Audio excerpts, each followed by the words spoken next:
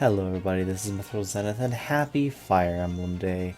Yes, April 20th, the release date of the very first Fire Emblem game. This will be Fire Emblem's 23rd, 33rd anniversary, I can do math. And I just wanted to have a little bit of a casual video talking about my history with the Fire Emblem series. I did a little bit of one for the 30th anniversary, but for this one, I wanted to go all the way back to the first time I played Fire Emblem, some of my fun memories of the series, and just talk about Fire Emblem, what it means to me. Without further ado, let's get into it. I know this is going to be a little bit different type of video. I don't know what I'm going to be doing for visuals, so if you just want to listen to this podcast format, turn off the screen or whatever, tab out and do something else, you're more than welcome to. So, my story with Fire Emblem starts with Path of Radiance. I think my brother got it for Christmas one year. Either Christmas or his birthday, I can't remember. Either way, I remember watching him play.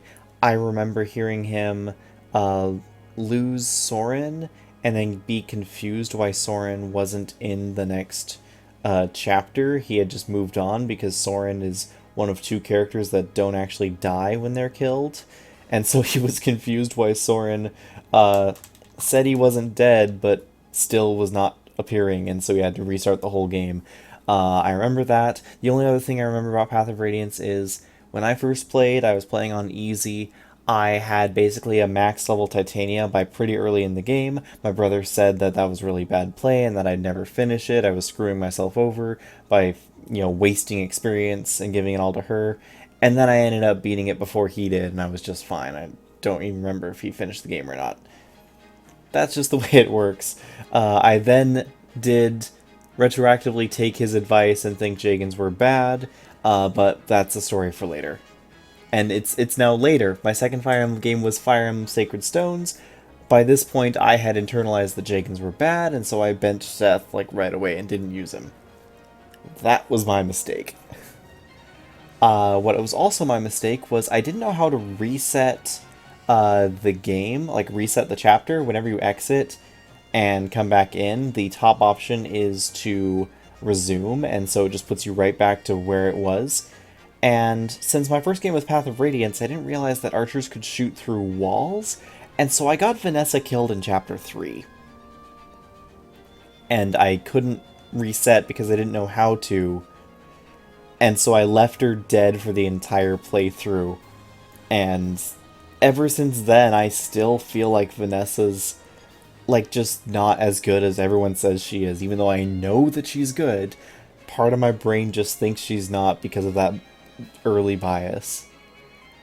Another story about Sacred Stones is that I think I was running low on battery power, or I was really tired, or I was rushing to somewhere. I don't know what it was.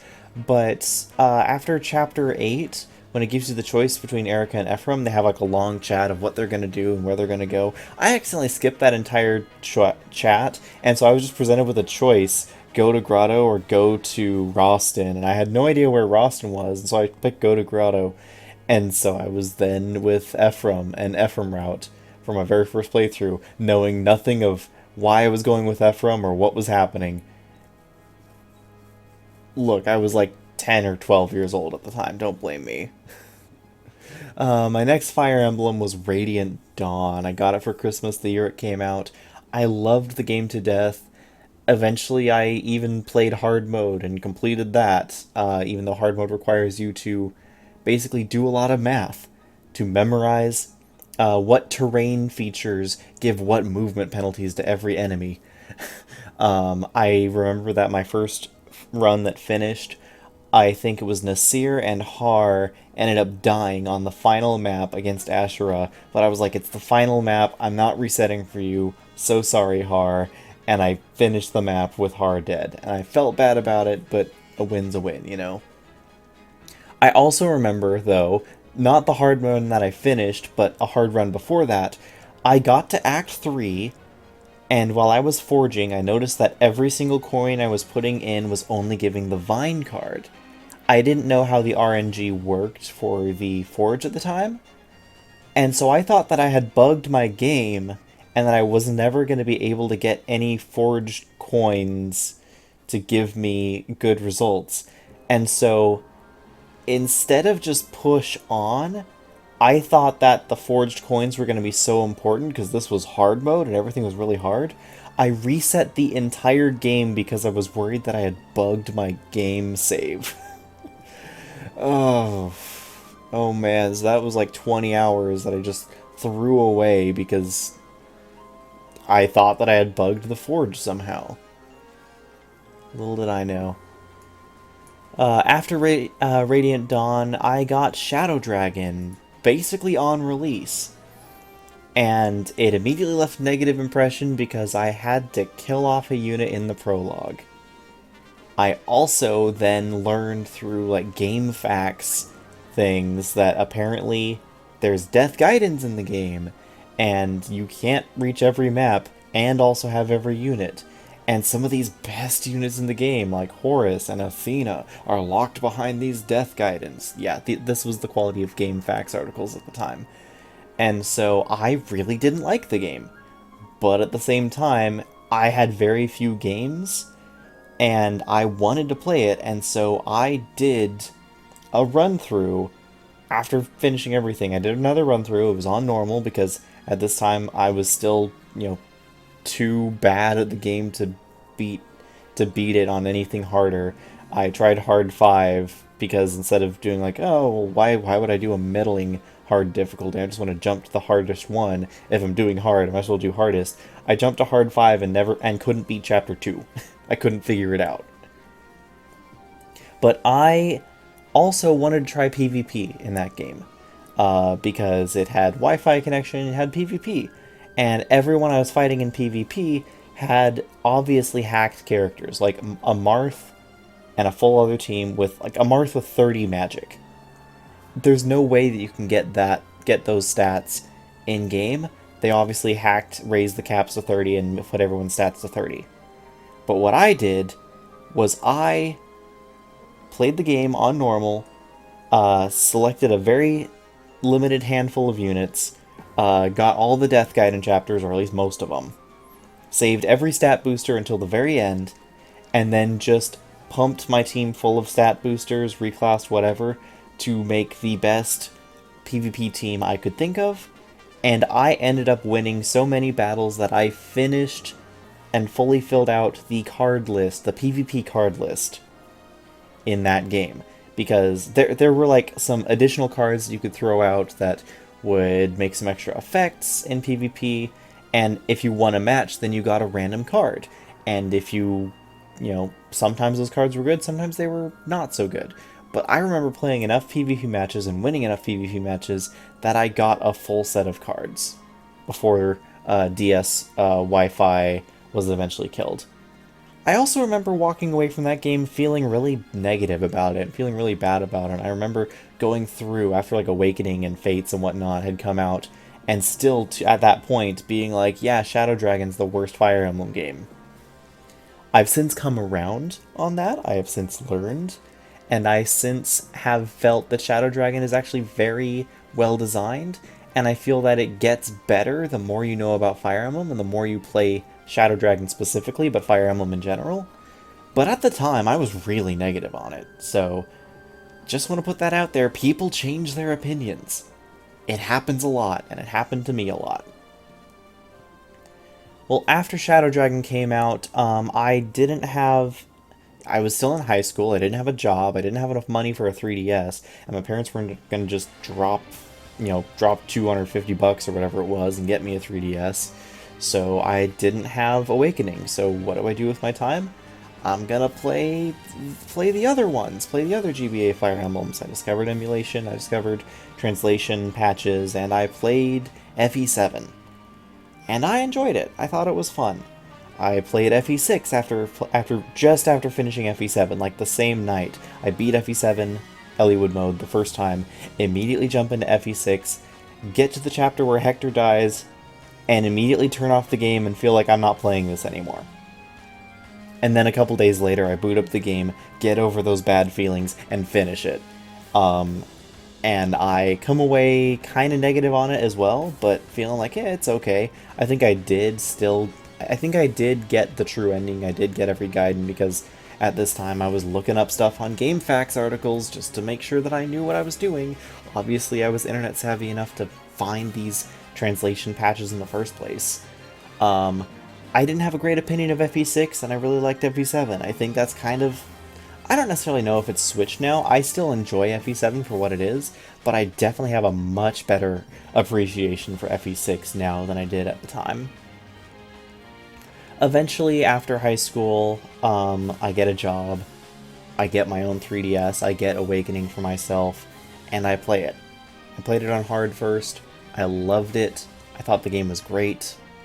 I played it on Lunatic, I no longer thought the game was great, I hated it, I dropped the game for a while and just didn't want to talk about it, didn't want to think about it.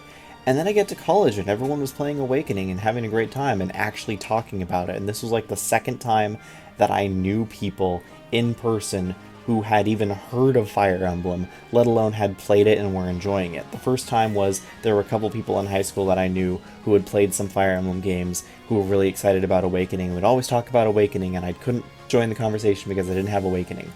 And now I did, and people were talking about it, and so I booted it back up and tried to, finish my Lunatic run. I didn't do it. I eventually did start a new Lunatic run and finish it some years later, but yeah. After I finished that Lunatic run, I put down Awakening, and I never thought about Fire Emblem Awakening again, and I'm never playing Lunatic Plus. I have absolutely negative interest in playing Lunatic Plus. Okay, so I have some notes here so I can stay on track. Oh, fun story about FE7. So at the time, this was like just after Awakening had come out, or maybe it was just before. But I was playing it on a tour bus because we were going to like California for a choir tour, and what do you do for multiple hours on a bus? Play video games. And so I had a laptop and I was playing it on there, and I was playing my first run of Hector Hard Mode. I distinctly remember two things. One, I remember that like GameFAQs and forums at the time considered Hector Hard Mode to be like the hardest challenge in Fire Emblem. Granted, at this point in English you only had Fire Emblem 7, 8, and 9. And then like you did have Shadow Dragon, but people like outside of Hard 5, which is impossible. Yeah, it's like FE7 Hector Hard Mode was considered to be like a real challenge and real difficult Fire Emblem. And it's like, nowadays we look back and it's like, yeah, it's kind of hard, but it's not that hard. It's a little challenging, but that's like the only challenge FE7 has is Hector Hard Mode. But at the time, Hector Hard Mode was like revered as this difficult thing. The second thing I remember is more specifically about that choir trip, is I remember the other person that I knew of who talked about Fire Emblem and had like played Awakening or was looking forward to Awakening, I forget the specifics at the time, looking over my shoulder and commenting, "Hey, why are you using Will instead of Rebecca? Isn't Rebecca supposed to be so much better?" Yeah, this is the nature of Fire Emblem.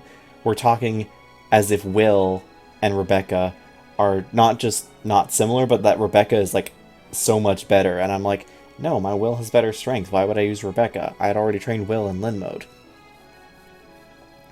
Yeah. Anyway, Awakening happened. I talked about everything Awakening. I started getting curious after Awakening about the history of the series. I also started getting curious more so because people would always consider or name the bonus maps, or, the side chapters, Gaiden maps. And I was like, what's this Gaiden term? And so I looked up Fire Emblem Gaiden, and I found two things. One, I found references to like a short story or manga or something that I think was like the side story of Fire Emblem 6, that has like Gant and I forget their other names, but like the characters who get named weapons in Fire Emblem 6. I saw that references to that story, and I'm like, oh, cool, I want to play that. And because it was like Fire Emblem Gaiden, Fire Emblem side story, I looked up Fire Emblem Gaiden, and I found Fire Emblem 2, and I played it, and it was nothing like what I expected, but I loved it.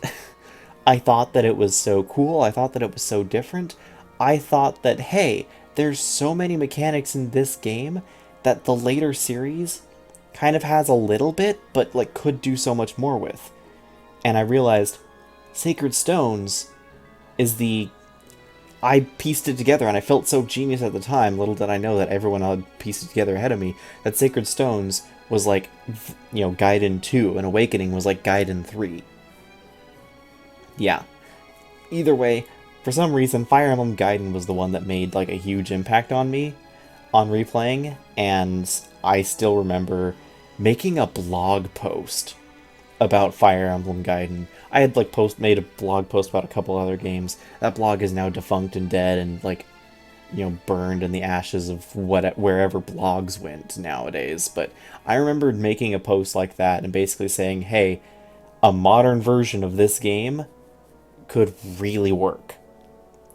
Little did I know that's exactly what Nintendo was working on, because they announced Echoes pretty soon after making that blog post, a couple years after they announced Echoes. Then I eventually did a whole thing of I made a Let's Play of Gaiden, and that was the first Fire Emblem Let's Play on this YouTube channel. You can go back in my history, you can find it. It's poor gameplay and even worse audio quality, but you can find it. And that's probably the most lucky moment I've ever had in any video game, is I got a shooting star lance off of a spawned gargoyle on the Duma Sluice Gate chapter on camera, like on recording. And I kind of freak out, but I don't like freak out because I just have very muted reactions, especially at the time.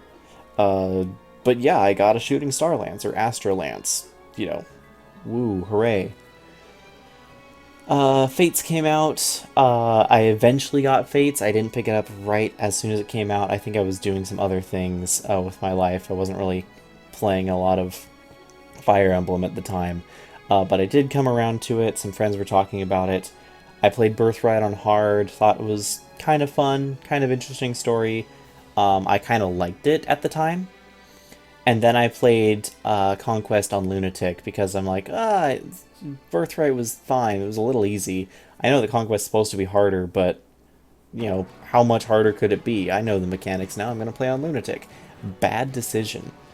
If anyone ever tells you, hey, I'm going to start playing a Fire Emblem, I've never played it before, I'm going to play Conquest on Lunatic, stop them. For the record, like, I shelved Lunatic. Like, I got to chapter 10, put it down for a month or a couple weeks at least, picked it back up, beat chapter 10, got through to hit another chapter, hit another wall, put it down for a couple weeks, picked it back up, fought through the wall. I got all the way to the Great Wall chapter like 19 or 20, the Great Wall. And I could not beat it. And my team was just not fit for the game because I wasn't capturing units, I wasn't reclassing, I wasn't doing anything optimally at all. And so the only thing I could think of to do was I went to my castle and I recruited other people's units. I recruited other people's massively overleveled Korins, and I just sent them out and had them beat the game for me. And those massively overleveled Korins still died to the ninja elevator in the Ryoma map, and the absolute nightmarescape that is the final map with Takumi. They still died. I won. I think I had to kill off every other unit just to survive. I think it was Korin and Leo and like one other unit survived, huddled up at the back, just dying to all these overleveled enemies because I hadn't leveled them up in the last 5 chapters. I was using these overpowered Korins, while one of my overpowered Korins soloed the final boss. I remember Xander died, but Leo lived. That's all I remember from that run. And then I played Revelations and thought it was kind of okay, but I also didn't really care too much because I just made a team of Royals, plus Mozu and Kale Dory, and fly skipped like the entire back half of that game. And so I don't remember basically any of it. I tried to replay it again on Lunatic, and I only got to like chapter 8 or 10 or 12 or something before I just like quit because something else came out and I was bored. I did replay Birthright on Lunatic, played through the whole thing, and thought it was a decent challenge, but at the same time I wasn't really going out of my way to like do broken stuff with Ryoma. And I tried again on Conquest Lunatic, and I got all the way to the final map without using any of my castle units. But I still, to this day, have not beaten the final map without resorting to my castle units of Conquest. Still to this day, have not done that. But that's Fates. And Fates left a bitter taste in my mouth. And what left an even worse taste in my mouth was everyone in college who I knew who played Fire Emblem had only really played Awakening and Fates and only really wanted to talk about Awakening and Fates. And at this point, I was starting to get into like Fire Emblem Reddit and all this other stuff, and I was starting to really join the discourse of... I was turning into an elitist Fire Emblem player. And so I did not want to engage with the people who were talking about Awakening and Fates and, heaping praise on it, because I didn't think those games were praiseworthy. And so what I did was I started playing older games. I started on my YouTube channel. I started playing fan hacks. I played The Last Promise. I started looking for older games to play. I meant to play Thracia, because I wanted to play Thracia because, one, cool name, Thracia 776. I thought that was a really cool name. I found out that Thracia was a real place, or at least named after a real place, and I was like, this is cool, this is the bomb, I want to play this. Downloaded, Thracia. Couldn't figure out how to install a translation patch that didn't crash the game, and so decided, you know what, I'm just going to play Genealogy of the Holy War instead, because I remember seeing like some artwork of the sprite work on that. I think it was like Sigurd or Quan. I saw that horse and like the shiny SNES sprite, and I thought, that looks really cool. I want to play that game. And so yeah, I couldn't play Thracia, so I played Genealogy of Holy War instead. Probably the best incidental thing to happen to me, Fire Emblem related. Because playing Genealogy before Thracia is obviously the correct play. Looking back nowadays, I know that. So fun stories about Genealogy. First, I played it mostly blind, although I did have a recruitment guide that told me how to recruit every unit, because at the time I still was obsessed with not, missing out on any units. And this guide also pointed out some of the secrets. I don't remember getting the Wind Sword on Dew, but I do definitely remember getting the Pursuit Band on Arden and the Brave Axe on Lex. Because the guide told me to. I think that's what it is. It also told me of a couple of the conversations, but not all of them. So I remember getting the Brave Sword, but I don't think I got like the Killer Bow or Rescue Staff or whatever it is that you get from those other conversations. I don't think I got those. I think the only conversation item that I got was the Brave Sword.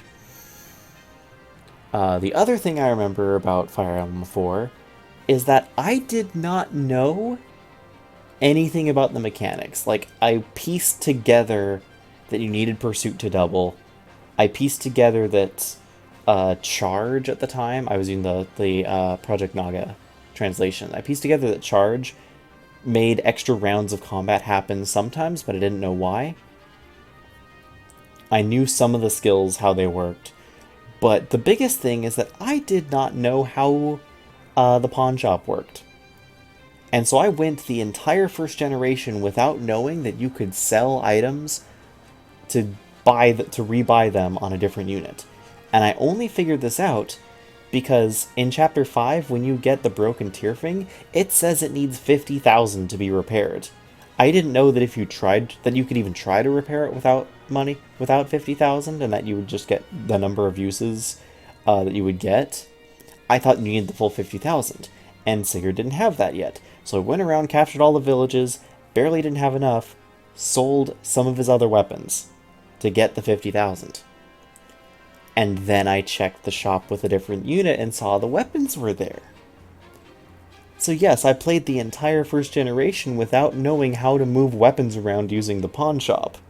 So my inheritance for Gen 2 was all sorts of screwed up. I managed to fix it a little bit in Chapter 5, but it was not fixed in time. I don't think I ended up with any substitutes. I think everyone was paired up, though I got a lot of like basic automatic and kind of subpar pairings.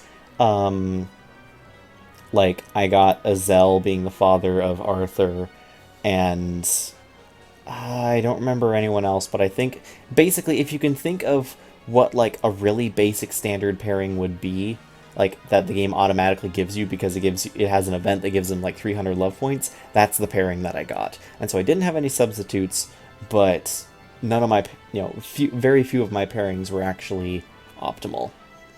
And then all I remember about Gen 2 is I thought it was cool, I thought the music rocked, and I hated sleep staves.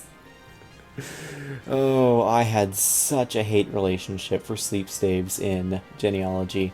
Eventually, I did get Thracia working, and we can talk about Thracia a little bit. I don't remember too much of it. I remember not really liking the game, but still playing through and having a fun time. I remember not warp skipping any chapters except for Pan's Thief Den to get Lara as a dancer and to not get all my items stolen and everything, and the nightmare that that is. And I remember that pretty early on, Karen got multiple movement level ups. Like, I think my Karen ended the game with 3 movement level ups, so she had 11 or 12 move and was able to outmove ballistas. Like, she would start outside their range and would move into melee range without having to stop inside their range. It was fun. So I had a lot of fun with Thracia. I had a lot of frustration with Thracia. I chose B route because it made more sense to me. Didn't know what I was up against. Looking back, it's definitely a fun game that I, once again, like FE6 and FE11, appreciate more looking back, but I did not appreciate it at the time. However, talking about Thracia also gets me talking about my YouTube channel, because since I was looking at the Fire Emblem Reddit, and since I was wanting ways to explore the games and discuss the games without having to say that I loved Fates, which I didn't, I started playing more Fire Emblem on YouTube. And what better way to make my mark, because I was listening to people say, hey, you have to do something different, you have to do something unique, you can't just do like a basic playthrough of FE7 Lin normal mode as the first thing on your YouTube channel. So I played FE7 hard mode with 0 base stats. Yes, I found a Reddit thread by Boris the Stylish or Boris the Speedy or whoever it was, one of those two. I forget if that was the Reddit user, which one's the Reddit username, and which one's their like credited name. For the GBA trilogy of Fire Emblem games with 0 base stats, not 0% growths, 0 base stats, and 1 hit point because units get deleted if they had 0 hit points. And I played FE7 0 base stats as the second Fire Emblem Let's Play on my channel. And I remember the timing of this because if I look back, then I see that it is that playthrough immediately followed by a rant on Thracia 776, so I played that before Thracia. And then I played The Last Promise. And I loved The Last Promise. It was so cheesy anime garbage, but I loved it so much. And it had a lot of cool gameplay thoughts, even if they weren't always fully executed. I've since not really played that many more Fire Emblem fan games and Fire Emblem fan hacks and whatnot. I probably should, because I hear that a lot of them are really good, but I've only ever played The Last Promise, Void's Blitzar Adventure, and Road to Ruin. Those are the only fan hacks that I've played. Oh, and FE7X, but that's a whole nother topic. Those are the only fan hacks and fan games I've played, and I kind of want to play some more of them at some point in time, but there's just so much Fire Emblem to play, I don't know when I'm going to have the time. Anyway, now that we've played most of the games, I do remember playing, at this point in time, Fire Emblem 1 at some point. I don't remember exactly when I played it, I didn't record it, I didn't really write down my thoughts, I don't remember my thoughts. I remember that I had a kind of a fun time, and I was impressed that they were able to keep so much of the core Fire Emblem at the Famicom stage. Basically, I was impressed that there was so much that hadn't changed from the original. And, I've come around. My thoughts are back and forth on FE1, but I still enjoy it. But I do remember, and this is the Gaiden run, I remember the Fire Emblem Direct that happened, where they announced some Fire Emblem game is on the Switch, Heroes is coming out as a mobile game, And also Fire Emblem Echoes is coming out, and it came out like a week before my birthday. I did my very first Fire Emblem Let's Play on the channel, but this is before Zero Bases. I'm a little out of order right now, but this is just how the stream of consciousness works. I remember playing Fire Emblem Gaiden on my YouTube channel. I talked about it a little bit already. I got the Star Lance. It dates the episode because it dates the series because I'm looking back and I'm playing it and I'm like, I hope Echoes is good. I hope Echoes is good because I love Gaiden so much. This was the second time I was playing Gaiden. But I still loved it so much at the time, and I still love it to this day, even after Echoes came out. Speaking of Echoes, though, I got it when it came out, and I played the heck out of it, and I loved it, and I still love it. I love it for slightly different reasons than I love Gaiden. I love both of those games, but both of them play very differently in my mind, even though they're supposedly the same game. Echoes is a much better story, much better presentation, much more playable. Gaiden has a lot more fun, broken, abusable tools, like the Mage Ring, the Mirror Shield, the Falconite in Gaiden. I loved Gaiden Falconite so much that in Fire Emblem Echoes, I made Faye a Pegasus Knight. And that is a mistake. Do not make Faye a Pegasus Knight. She is a horrible Falcon Knight. Falcon Knights are nerfed into the ground in Echoes compared to what they were in Gaiden. But I still did that, and I still had a good time. I still enjoyed it. I enjoyed that game so much, in part because I had hurt my leg and had a knee surgery, and so I was bedridden for a week or two, and what was I supposed to do? I played Fire Emblem Echoes, because that had just come out. I loved that game. I ended up going through Thebes and getting every Ancient Regalia weapon. I got the entire medal collection in that game.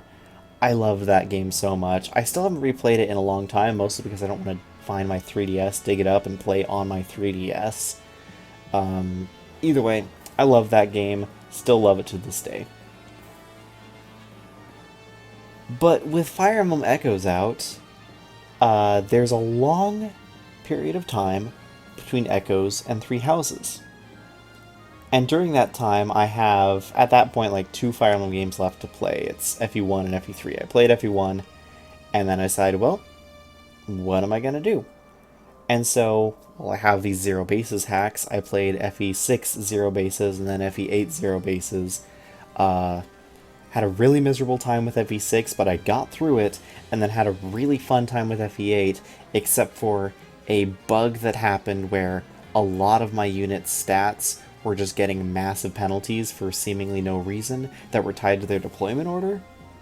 I still don't understand why that happened, but it was kind of fun to figure out and plan around, and it added some extra challenge to the run that was already really challenging because it was zero base stats.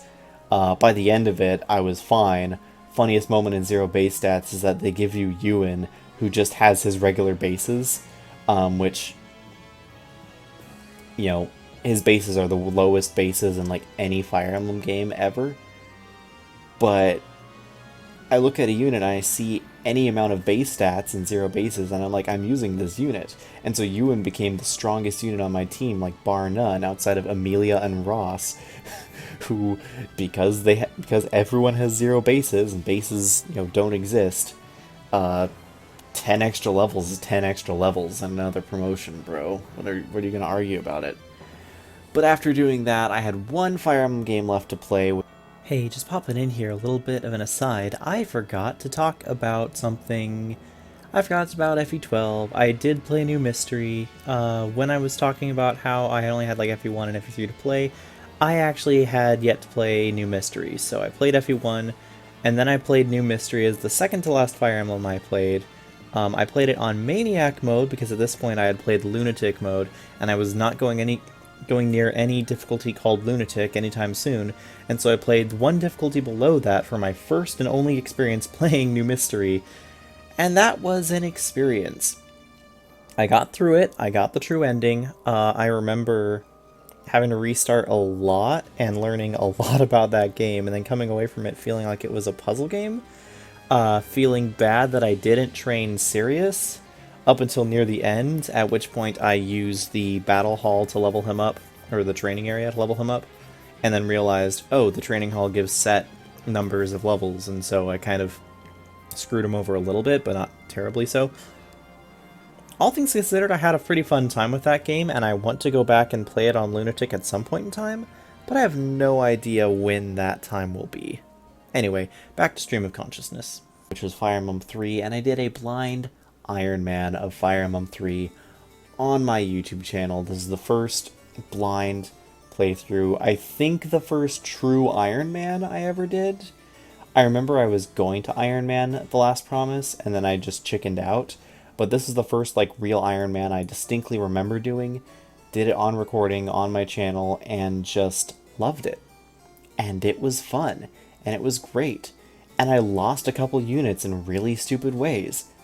But I still loved the game, and I got through it. And I love FE3 now. And then I started doing some other Fire Emblem stuff. Three Houses came out, I didn't have a capture card, and so I couldn't record that game, so I just played it myself. I played Azure Moon first, Blue Lions. Really loved it. It was on hard mode, on release, really loved it.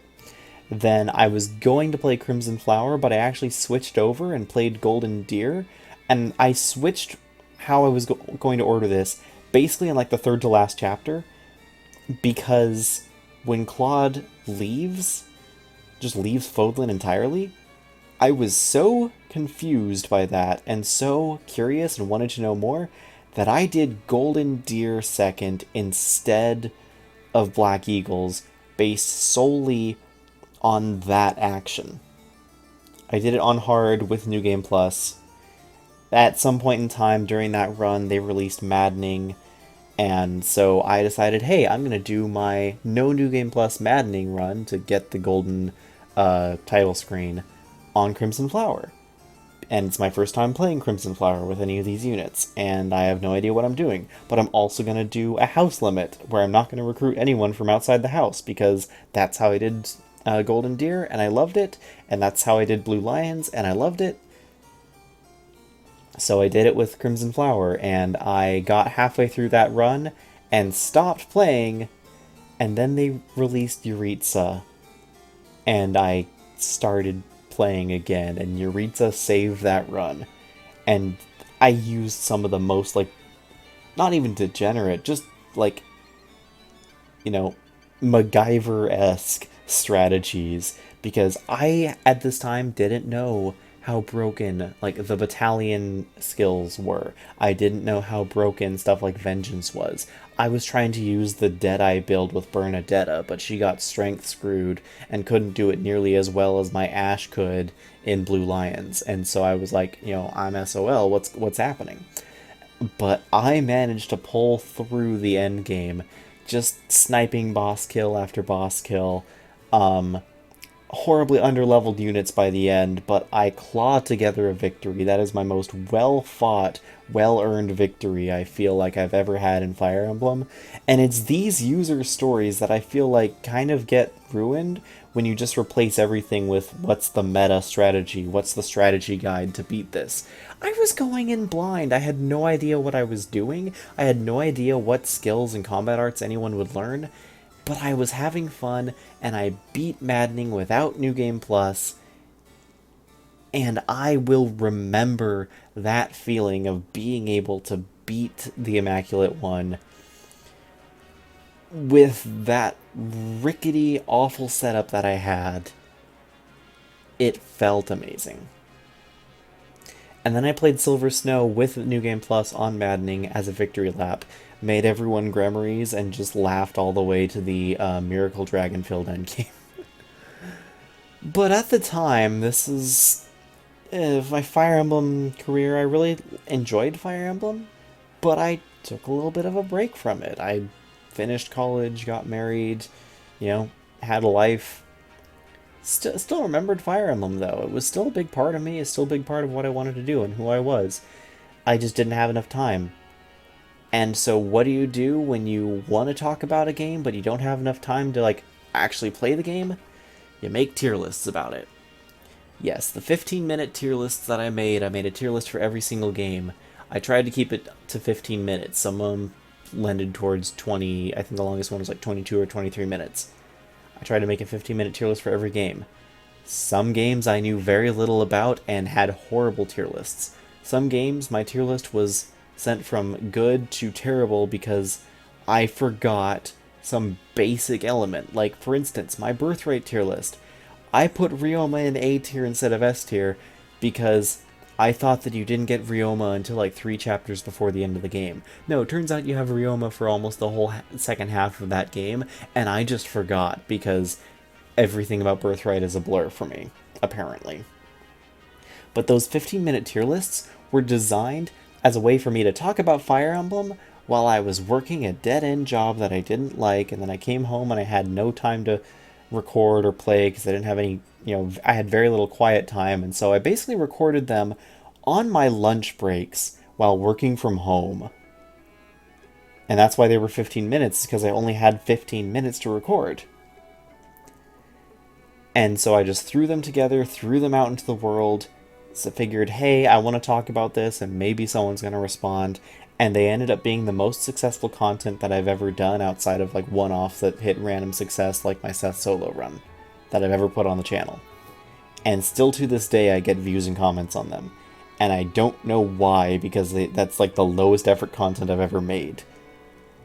But at the same time, it's content, it's views, and it made me realize, hey, people like just talking about Fire Emblem and discussing things. And maybe they could be hit or miss on standard tier lists nowadays, but people like discussing it, people like talking about it, people like hearing me analyze my thoughts about it and break it down. And that's why now, leading up to Engage, I did a lot of different types of discussions, map analyses, weapon discussions. I wanted to talk about game design for my whole YouTube channel. I have a lot of other videos talking about it, and I always wanted to, but I felt like I'm never going to be good enough at editing or scripting or writing my thoughts down, getting them out, editing, putting together a video. If I worry about making a well-edited video, I just never put out the video. But if I just let it ride, then I can shotgun out content, and sure, it's not the highest quality, but if I just make more videos and make more content, it works. And that's what Fire Emblem lets me do, is I play the game, I find little interesting tidbits about it, and I talk about it. And that's what Fire Emblem means to me. The story leads back to my YouTube channel. Ultimately, everything with Fire Emblem, I think I fixate on Fire Emblem specifically, almost certainly because that's basically where most of my YouTube audience is. I've tried to branch out to other content, but nothing's been as successful as Fire Emblem. But I love the game. It comes back to I love the series, and I wouldn't trade much of anything for what Fire Emblem has given me gameplay wise.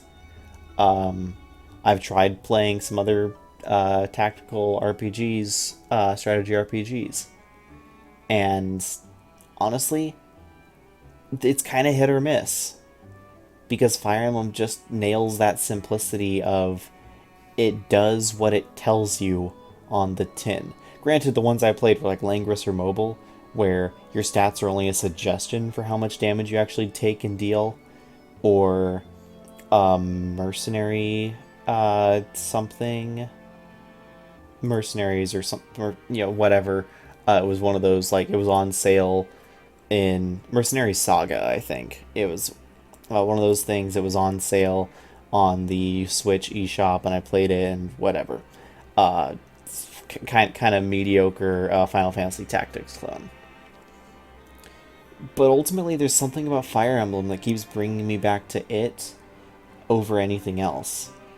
And that blood's still in some other games. The Kaga sagas, obviously. I played Vestaria Saga, and hoo boy, Kaga went off the deep end a little bit in his map design, but it still has the lifeblood of Fire Emblem in it.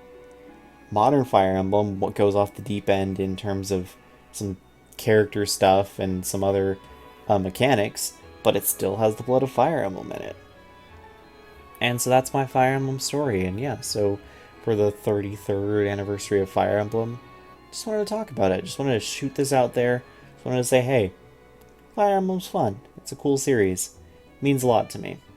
And I'm glad that I can keep making videos talking about it.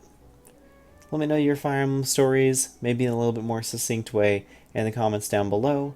If you've stayed this long, I'd really appreciate it if you subscribe to the channel if you weren't already, like the video.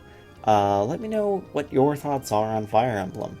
And if it's too much to make a comment, make a video. Or come into my Discord and, shoot me what your thoughts on Fire Emblem are, because the series means a lot to me.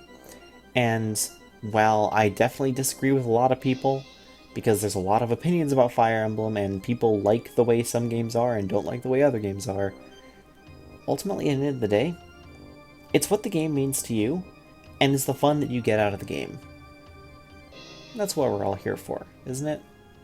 Till next time, this is Zenith signing out.